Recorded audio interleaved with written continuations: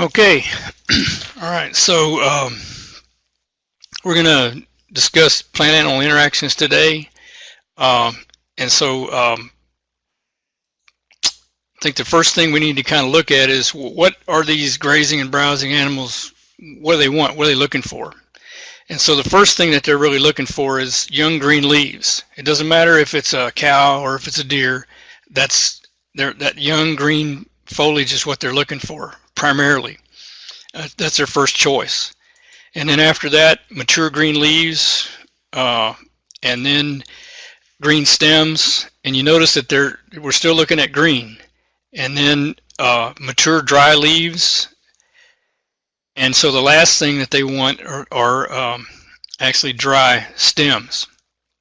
So sometimes that preference for that young green leaf can get them in trouble, especially when toxic plants are coming out early before the desirable forage is out, and they may use those toxic plants because they're green.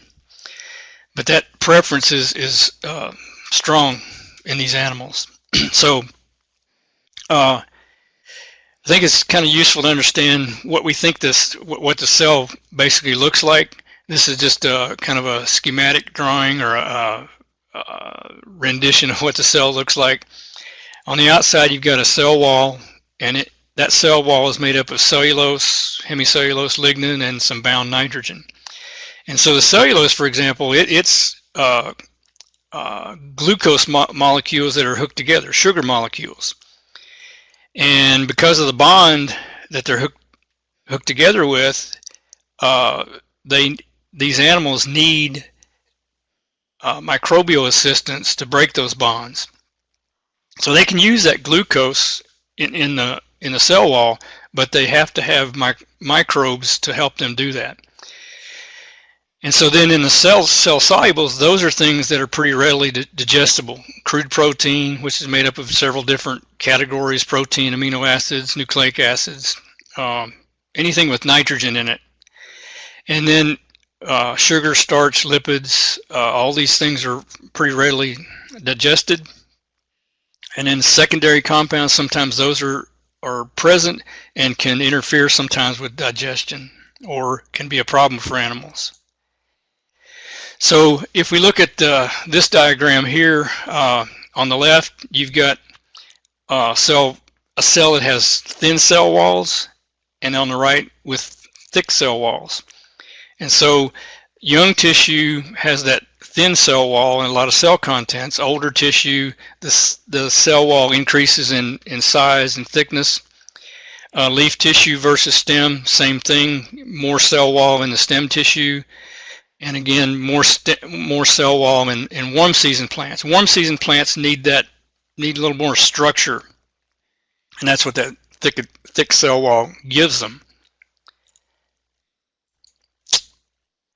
Okay, so one of the things that's we need to kind of understand is how these range animals learn to eat.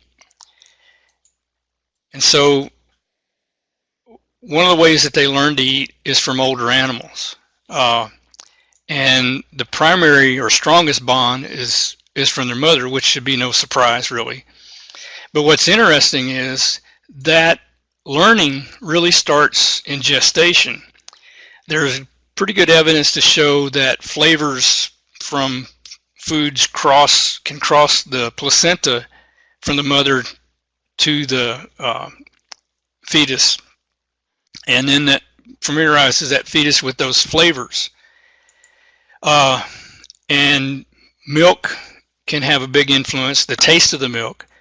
If a cow, for example, eats an onion or something like that, that strong flavor is going to appear in the milk and would familiarize that calf with that flavor. The other way that they learn to eat is by watching their mothers, what they eat, what they don't eat. And in a lot of situations, what they don't eat is almost as important as what they do eat.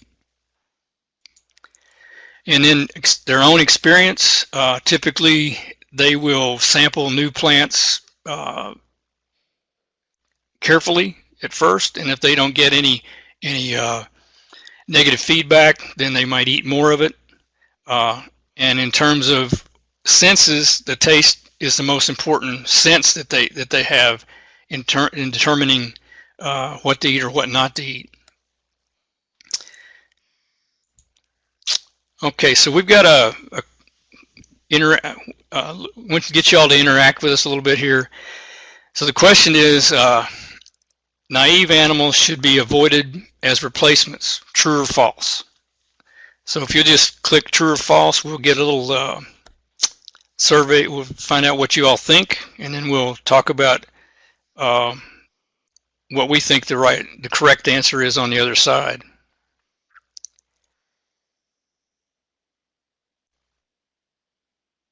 Okay, got about 18 responses so far.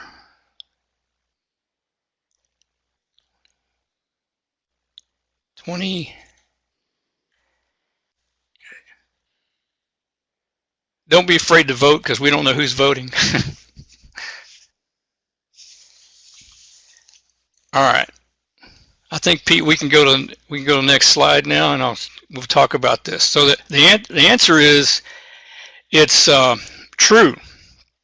We probably should avoid naive animals, and so this is the reason. We'll get to it on this slide. Animals know where to eat from short-term memory. They tend to remember for about 6 or 8 hours where they were and if they depleted an area of forage or if they might want to go back to that area. And then in terms of a pasture, they have a longer-term memory of where things are in the pasture, generally where water is, where fences are, cover, different things like this, that probably last about 20 days or so. So if they've been out of a pasture for more than 20 days, it may take them a few hours or a day or so to refamiliarize themselves with the pasture. So in terms of naive animals, this is where we have a problem. Because they don't know the area that they're in, they tend to graze and search more and eat less, walk greater distances in doing that, and then suffer more weight loss because they eat less. And they are also more likely to eat toxic plants because they don't know the toxic plants. For example, over in Kinney and Val Verde counties, they have a plant called Coyotillo that's toxic. And so the ranchers over there won't buy sheep or goats from a ranch that doesn't have that plant, because if they do, in about 3 years, those animals will have run into a situation where the berries are ripe and they'll eat the berries and they'll wind up dead. So if they buy from places that have the plant, those animals know not to eat that plant. And that learning curve, when you introduce animals to a new area, it could take a year for them to actually learn the area and what to eat and what not to eat, even in terms of grasses. So probably should really think about how different the environment is that these animals are going to come into. So it's really best if you bring animals into an environment that's similar to the one that they're coming from. That's going to shorten that learning curve. Okay, so if we look at diets, cattle, sheep, white-tailed deer, and goats, we can see that cattle mostly eat grass. Sheep eat more than half, about 60% of their annual diet is going to be grasses. White-tailed deer, about 50% is browse. Their real preferences for those forbs, though, the herbaceous plants, non-woody plants, but because of the abundance of browse, they'll wind up using browse a lot. And then goats, about 50-50, about half browse, half grass. And that brings up this next slide. What's interesting about this is this was a little trap just on one side of the A&M Center at Uvalde, where they had ryegrass planted. And I took this picture one day. On the left, there was 3 goats with their heads down grazing the ryegrass. And then I just turned and took the other shot with the two goats on their hind legs browsing. And so that just shows what a tendency these animals have for browsing, for using both of these classes of forage, and they're which indicates they're very flexible. Okay, so if we look at cattle, just cattle by themselves, this is some data from South Texas, and in the grasses are going to dominate throughout the year. 85 in the spring, quite a bit of forbs in the summer and the fall in this particular study. Although grasses still predominate. The thing you'll notice though is that there's very little browse. The most browse was in the winter, 12%. Other seasons of the year was 2 to 3%. So these cattle really don't use browse very much, unless they're forced to. And this is a study that we did in South Texas where it was a graze out study, and we had steers and we basically forced them on to browse.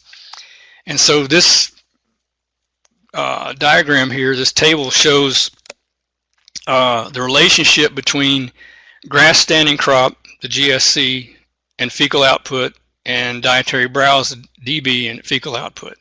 And fecal output is directly related to forage intake. The more fecal output, the more intake there was. So the highest number that we can have in terms of correlation would be a 1. And so the grass standing crop was positively correlated with fecal output during all 4 trials that we ran. And dietary browse was negatively associated with fecal output. So what that says is when they ate more browse, there was less fecal output, and so there was less forage intake. All right, so this is a diagram that showed we estimated potential crude protein gain and potential energy gain. I'm going to show you this in a table form that's going to be a little bit clearer for you. But what we did here is we've got protein gain on the left and energy gain on the right. In other words, what kind of gain could we get from protein or energy? And we set a 1 pound threshold or a maintenance threshold. And so what you see is that these red numbers, that indicates where we couldn't meet that threshold. So for example, in March, we couldn't meet the 1 pound gain threshold when dietary browse was greater than 4%. That was when it reached 4%, then we couldn't reach that 1 pound gain. And when it reached 30%, we couldn't even maintain the animals in terms of their weight. So energy was primarily the limiting factor, the first limiting factor. Protein in August was the first limiting factor, but in all these other trials, energy was. So it has to do with intake. How much forage could we get into them? And with the browse, we can't get as much forage into them, and we're going to look at why that is here in a minute or two. And here's a relationship that we found with the grass standing crop and dietary browse of the steers. So what we see here is that when we got below 500 pounds of standing crop and below, that's when we really had an increase in dietary browse. You can see like in here.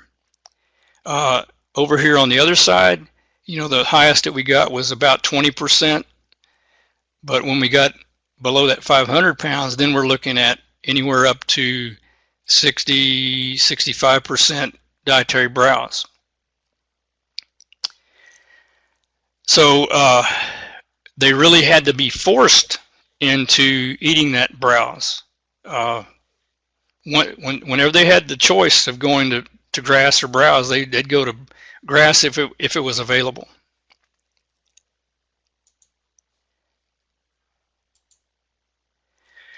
Okay, so one of the relationships we see between the animals and the plants is with heavy frequent defoliation. And in this particular slide, on the right here, the three grass samples, the one that we're pointing to here, that's a grass that's been heavily and frequently defoliated. And so what happens is, we don't see this below ground, but when that top is hit really hard like this, so frequently, that root growth ceases and the size of the root system shrinks, and that affects water infiltration. It also affects water absorption and nutrient absorption, because we don't have as much root area to absorb the water and absorb nutrients. So what that does is that puts that grass that's heavily and frequently defoliated at a competitive disadvantage to a grass that's, say, moderately grazed in the middle here, and then one that's not grazed at all. So that grass that's heavily and frequently defoliated loses a competitive advantage to those other plants. And that's what happens oftentimes when we have plants that are preferred over others. They get hit hardest first.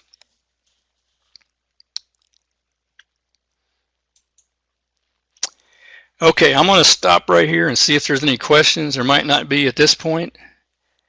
I don't see any in the chat box. Do you, Pete?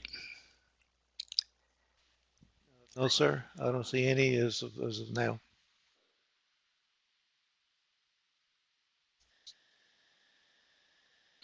Okay, that's all right. We'll have another at the end of the here. We'll have another time that we can look at questions if there are any.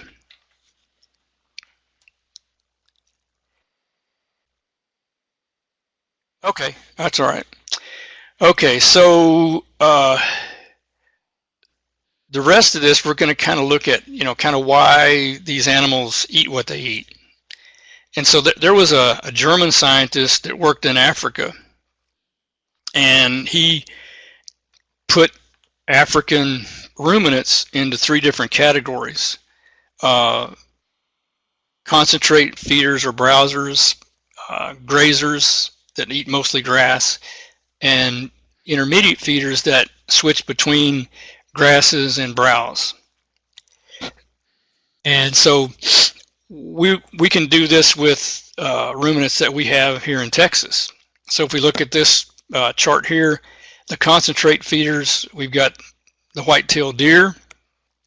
On the other side, on the grazer, these are animals that, like we showed with the earlier graphs, the cattle are going to have 80%, on average, about 80% grass in their diet annually.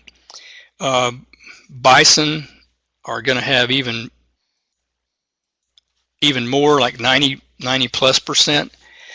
And then in the middle, we've got these intermediate feeders like the goat that can switch back and forth. Like we showed you with that picture of the 3 goats with their heads down grazing, and then the 2 on their hind legs browsing. So they're very flexible. It's really, these concentrate feeders cannot really do well if they try to compete over here on the grazing side, if they try to make their living out of grass. And vice versa, like we showed you with the steers, they don't do well if we force them over here on the browse side.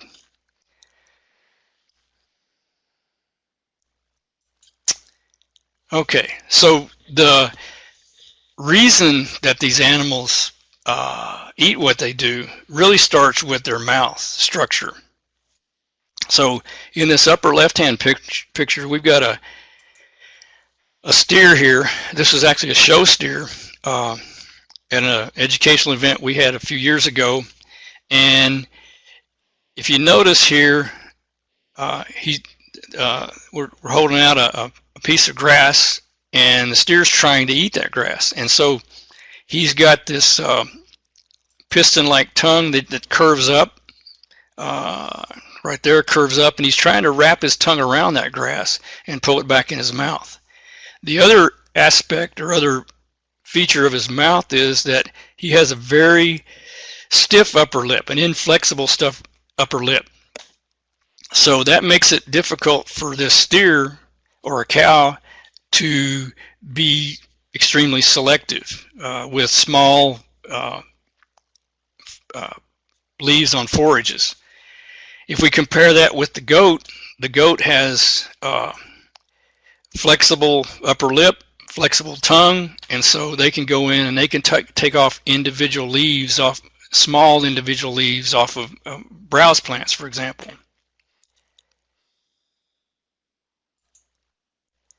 Okay, these are some goats that were grazing a Sudan patch, and I'm going to blow this up a little bit.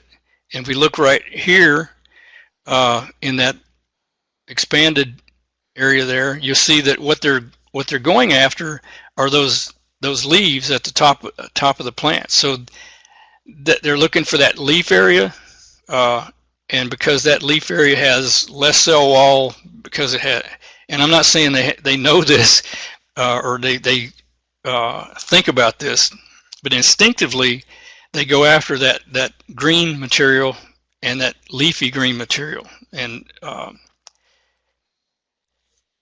so they can be very selective.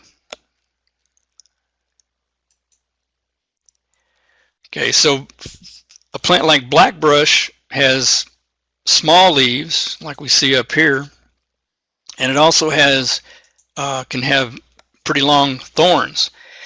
So it would be really difficult for a cow to get much good out of a plant like blackbrush because of the thorns and because of the small leaves. It would be difficult for them to get enough quantity of forage to really do them a lot of good. And we have the same kind of situation with the spiny hackberry, the granjeno. We've got these small leaves, and we've got these thorns here that are would be difficult for a cow to deal with, but goats and white-tailed deer and other animals like exotic ruminants, cycad deer, fallow deer, would be able to handle a plant like this. So it starts out with the mouth structure. And then another thing that comes into play is, you know, we see that the deer might only have about 10% grass in their diet. And so the thing is that they really can't function very well on a grass diet unless it's just really high quality grass. And part of the reason is, if you look here, compared to the grazer, it has a small rumen and it doesn't have very much compartmentalization. If we look down here at the grazer, we've got a larger rumen and we've got a lot of compartmentalization, different parts that tend to hold the forage in for a longer period of time, which allows the bacteria in the rumen to work on the forage and break it down. And we don't have that advantage with the concentrate feeder. But the advantage that the concentrate feeder has is that they can be selective in what they eat, and because they have that open rumen, they're going to have a faster rate of passage, so they can eat more on a percent body weight basis. So there are advantages to both anatomies, but that's why the white-tailed deer can't survive on grass, is because they can't harvest enough of it or digest it well enough to meet their nutrient requirements.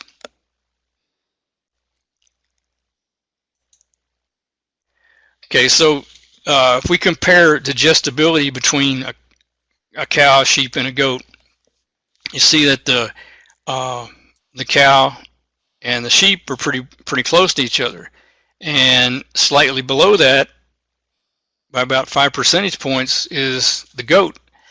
So the question is, why is digestibility in the goat not as great as it is in the cattle or sheep? And so if we look at, in this particular study, the forages that were offered, there's only about a percentage point between them, so there's really not that much difference in the forage that was offered to the different animals. But then if we look at the residence time, the time that the forage spends in the digestive tract, it's about 35 hours for the cow, about 34 for the sheep, and down here at 28 for the goat. So here we have the goat that's an intermediate feeder, has a smaller rumen, has a more open rumen, for sure has a more open rumen. And so it doesn't keep things in its rumen as long as the cows that have that more compartmentalized rumen.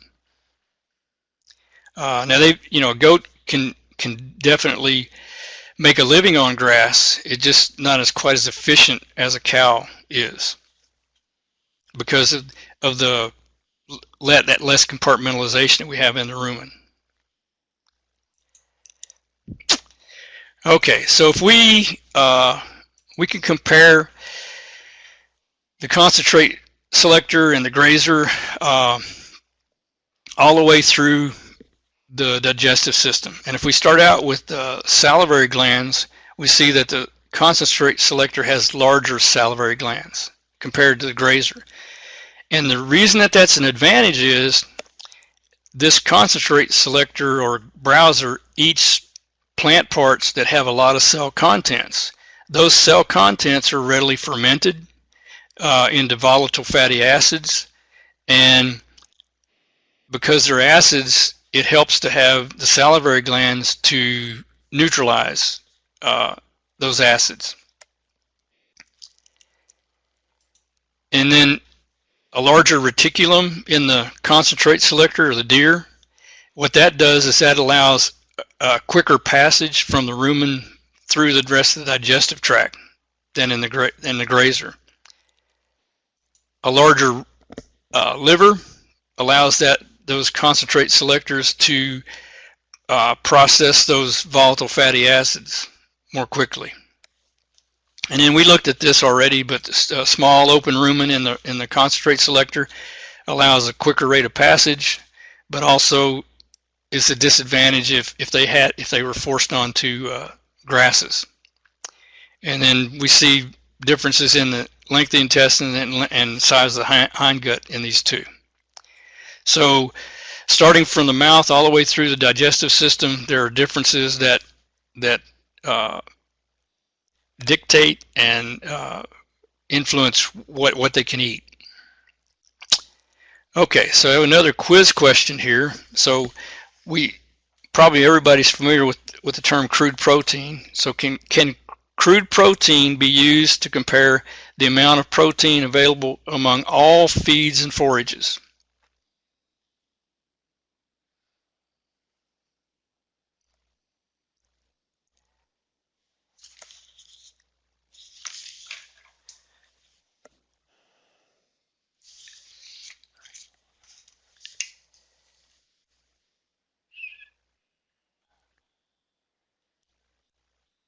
Okay, we've got an almost even split.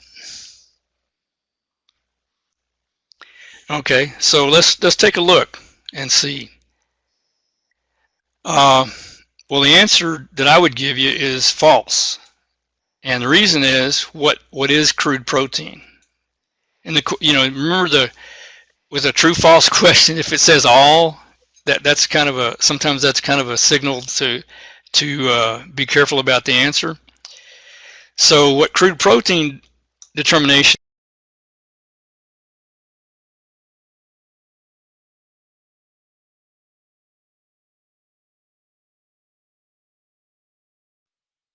I lost your audio.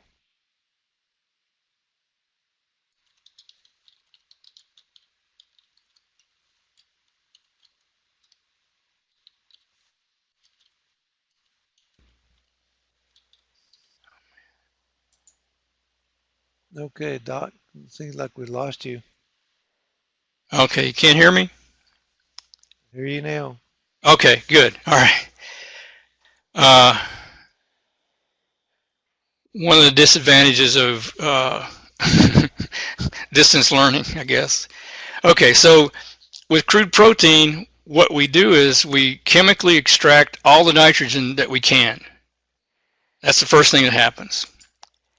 And then we make two assumptions. First assumption is that all nitrogen that we extracted is from an amino acid. And the second assumption is that all amino acids are 16% nitrogen by weight. So the problem is that neither of those assumptions are true for every forage. They're generally true for grasses, but when we start looking at browse plants, then that's where we run into some non-nitrogenous or non-protein nitrogenous compounds, proteins that have nitrogen but aren't proteins or amino acids.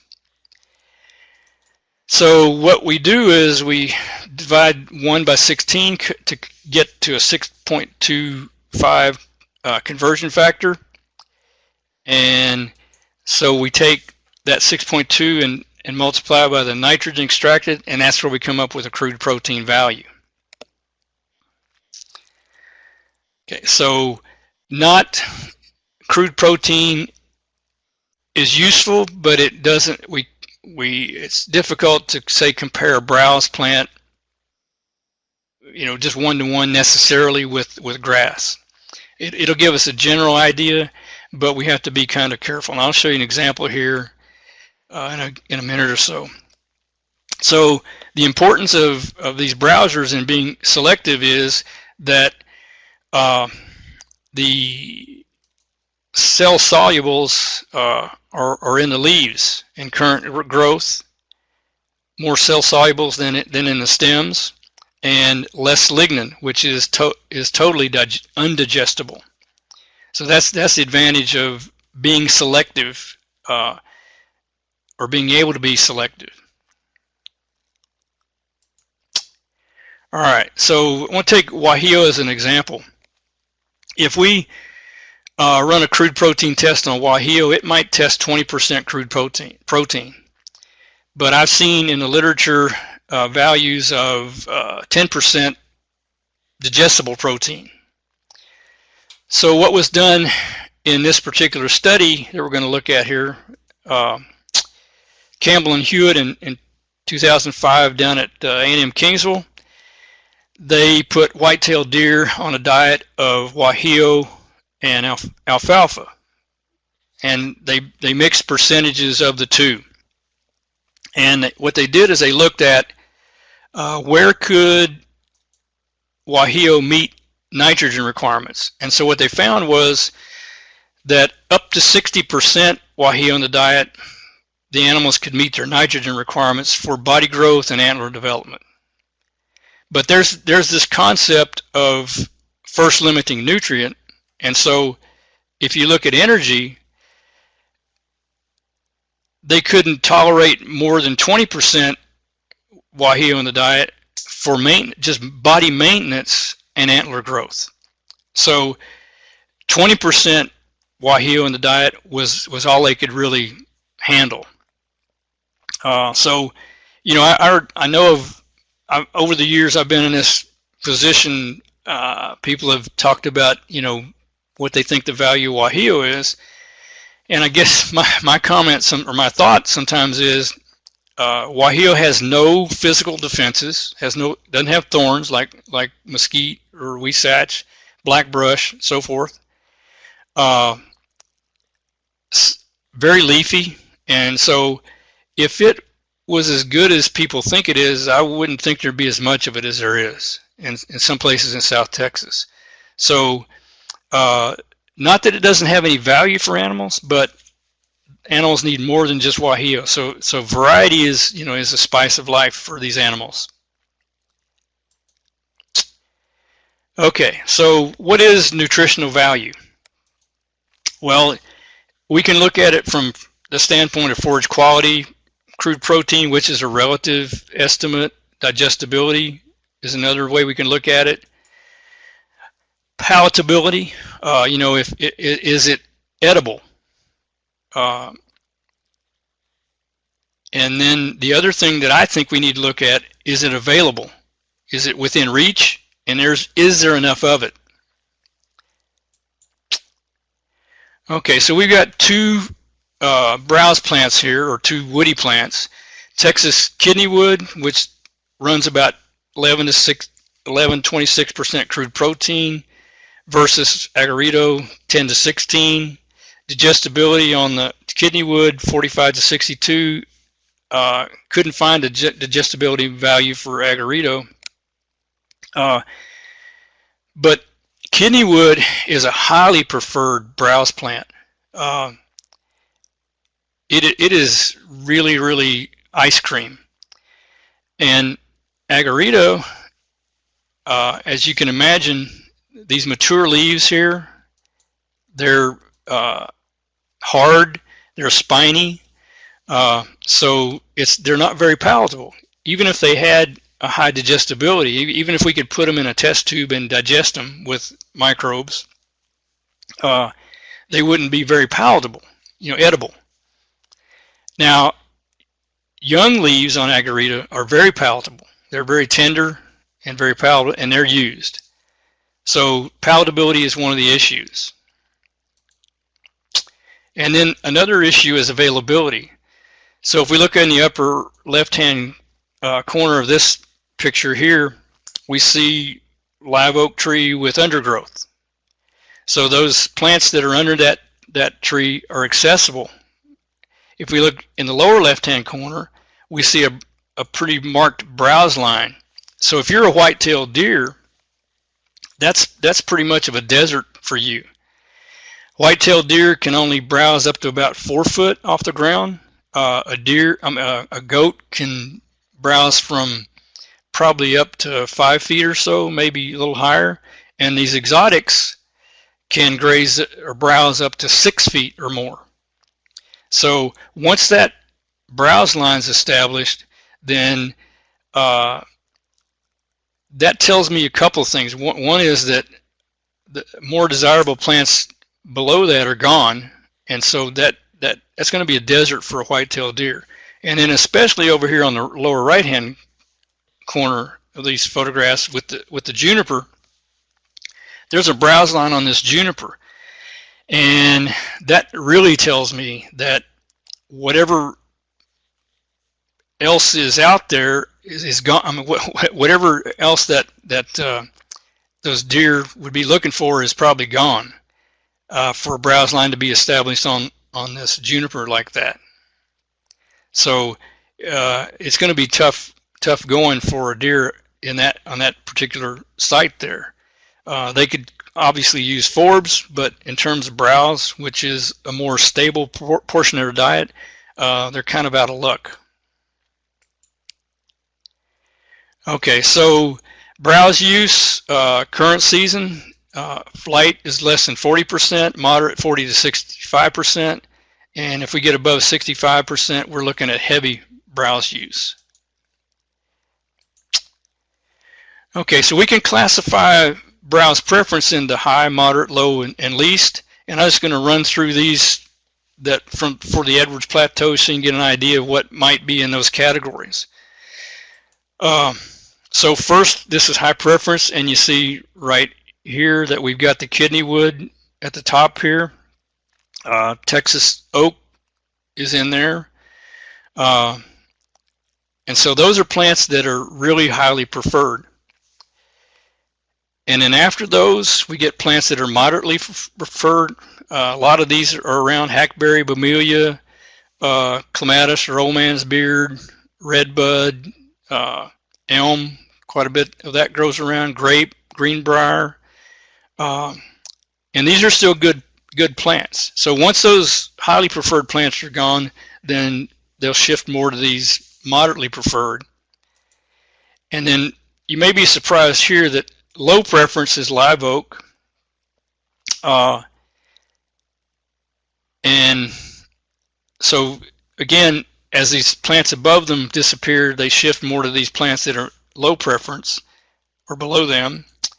And then the least preferred are these plants that we always have trouble, we want to control, like mesquite, cedar, Lotebush, Whitebrush, and so forth. Texas persimmon, prickly ash, Pricklypear. So these are plants that are least preferred. They're not very palatable, not very desirable plants. This is a study that NRCS did several years ago, and they had 4 different sites: Llano, Mason, and let me back up a second. I'm sorry. I'm going to show you a composite of that in the next slide. But you'll see that live oak is a pretty good portion of the diets in these different locations here. All 4. Minimum 20% up to almost 40%. So if we combine those 4 sites, the live oak was running about 32% of the diet. Least preferred plants like cedar, persimmon, mesquite were showing up in the diet. And then we have, so 72% of the diet was from 6 species, 28% from 33 other species. So probably those really high preferred things like kidney wood, so forth, may not even be around, or at least they're very, very scarce. So they switch to what's available when the plants that what they really want aren't there. They have to. Okay, so this is a publication we did several years ago, and it was basically to give people an idea of the fact that even though something was not that desirable for you, it might have some wildlife value. It's E459. You can get it from the agrilifebookstore.org. You can download it as in a PDF form. So let's look at how this is set up. So this is mesquite, for example. So what we're saying here is that mesquite has some forage value for white-tailed deer, as you saw in an earlier slide there from that Edwards Plateau study. Has value for butterflies as a forage, and then it has mast value here, which is the beans, for several different groups of animals: game birds, songbirds, and small mammals. So what we tried to point out was there are more animals out there, more wildlife out there than a white-tailed deer. So some of these animals will use it for protection, for nesting, for roosting.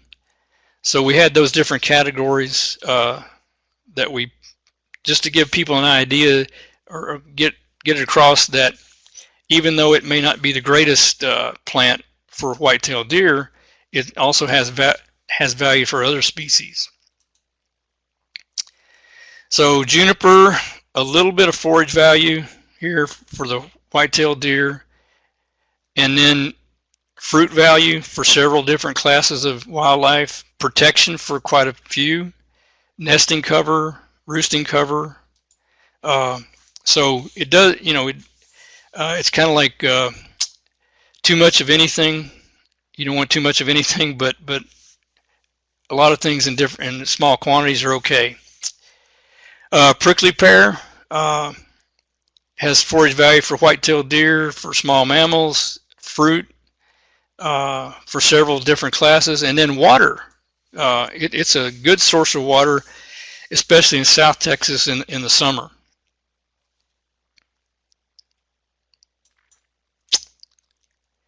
And then Greenbriar, I get calls about how to control Greenbriar, and it does have forage value for the whitetail, and then it's got some fruit value here for some other species.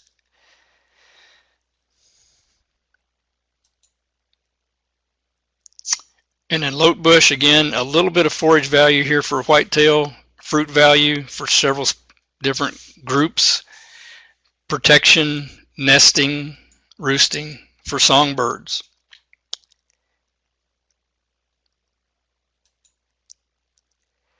And then Whitebrush, a little bit of forage value there for the whitetail.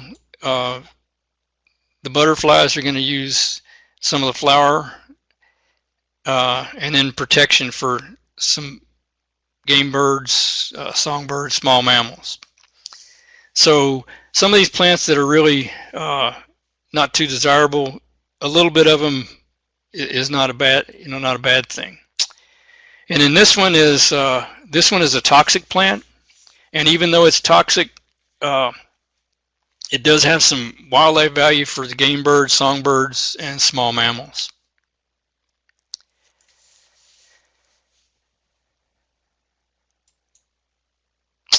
Okay, so one of the concepts with these plant-animal interactions is that every mouth counts.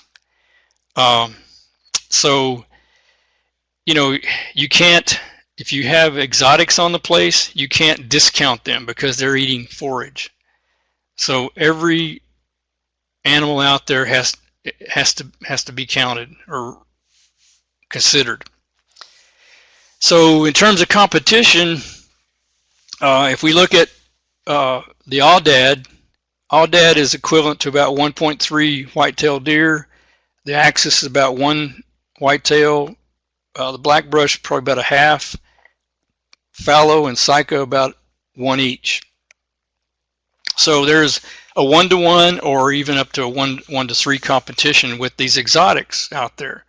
So if you got a mix of whitetail and exotics, they're going to compete.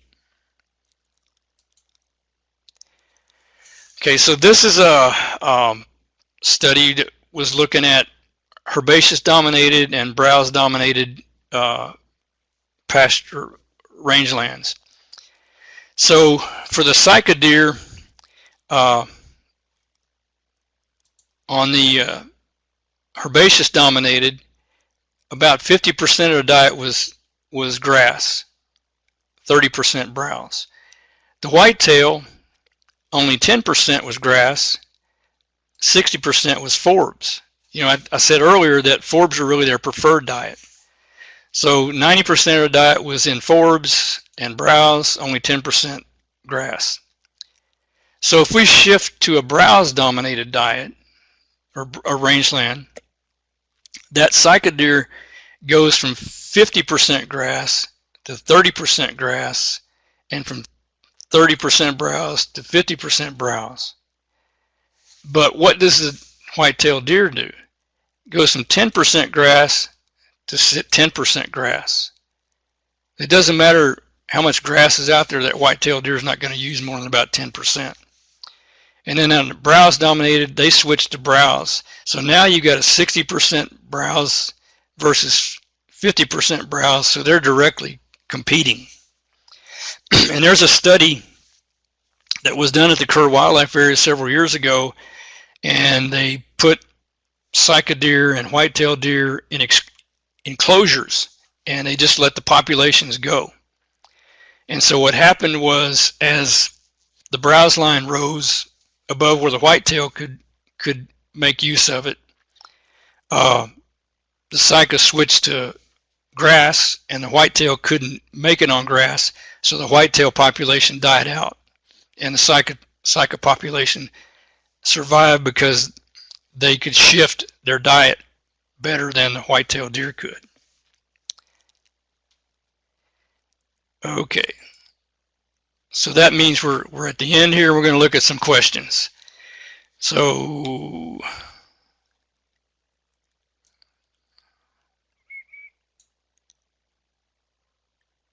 okay, so I think, Pete, I'm catching these. So Dale says, what is the whitetail preference for Yaupon? I would say it would depend on what else is there. I wouldn't put it up very high. There are other plants that they would probably eat first. Okay, wait a minute.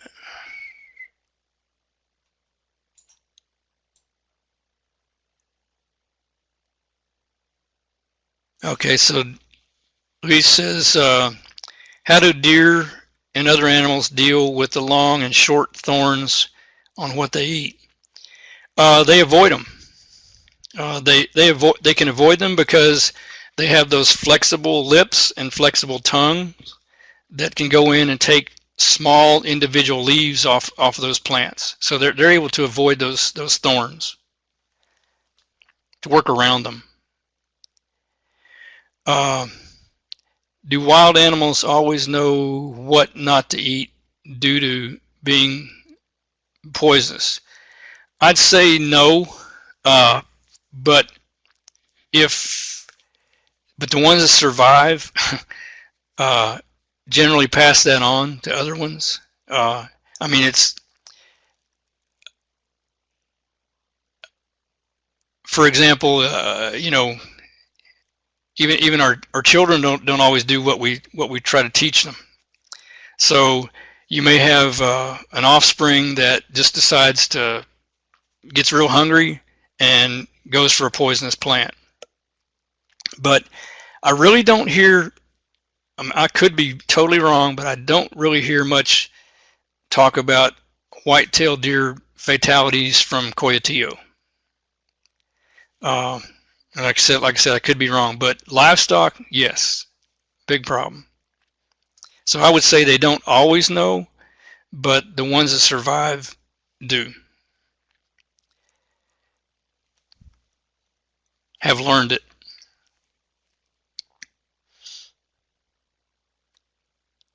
It's kind of like what that example I gave you of replacements for sheep and goats in Valverde and Kinney counties.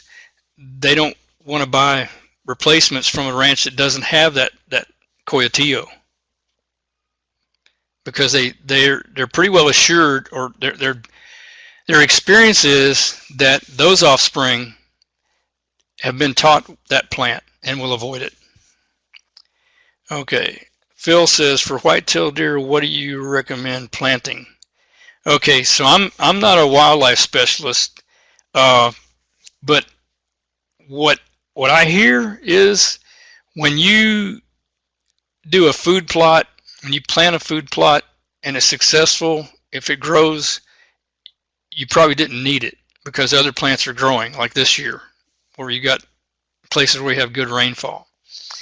But the other thing about a food plot is, and I'm assuming you're talking about a food plot, they have to be protected from animals until you want them, until that food plot gets up and growing and you want to let them in. So they're typically fenced in a way that eventually they can let animals in there. They either have a fence that drops down to let white-tailed deer jump in, or some other mechanism.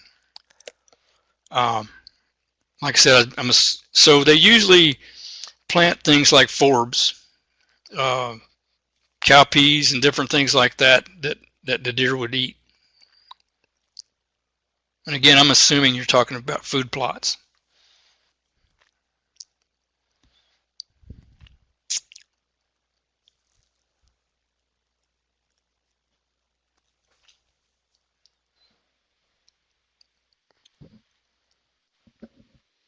Y'all have any other questions? Y'all feel free to type them out. Doc will be glad to answer them.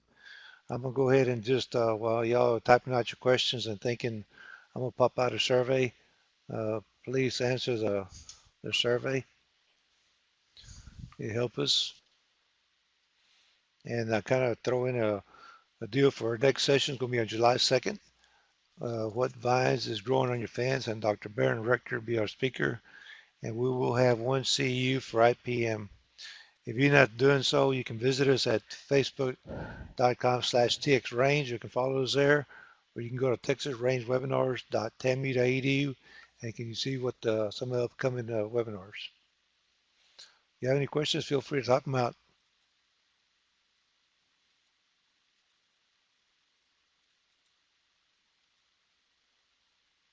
I'll pop out the webinar. If it covers up your screen, simply click on the little green icon cloverleaf looking thing at the bottom to get back to the webinar.